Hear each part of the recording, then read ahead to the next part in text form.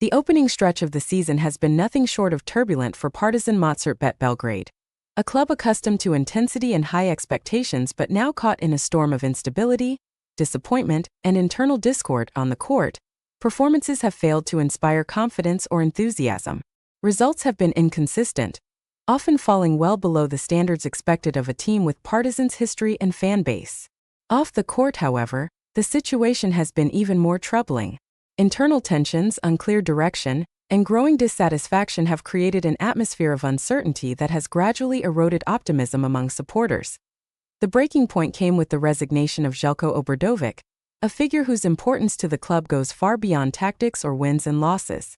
For many fans, Obradović was not just a coach but the very soul of Partizan, a symbol of resilience, pride, and identity.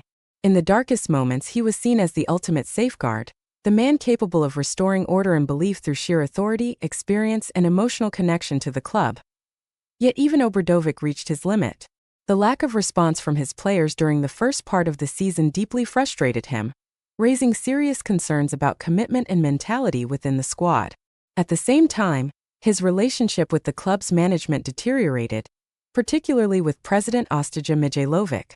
What once appeared to be a united front gradually turned into a strained partnership, making Obradovic's position increasingly untenable. His departure left a void that feels almost impossible to fill. To many supporters, Obradović was, in some ways, larger than the institution itself, a living legend whose presence alone commanded respect across Europe. Losing such a figure not only destabilized the team but also shook the emotional foundations of the fan base, which now finds itself searching for hope in uncertain times. In the immediate aftermath, expectations were that the club would seek continuity by appointing a familiar face. A local coach or someone deeply connected to the Partizan environment seemed the most logical choice. Names like Andrea Trinchieri naturally surfaced, given his previous experience with the club and understanding of its culture, pressure, and demands. However, as days passed, the narrative shifted. Instead of looking inward or backward, Partizan opted for a bold and somewhat surprising change of direction. The club has reportedly placed its trust in Joan Peñarroya, the former head coach of FC Barcelona.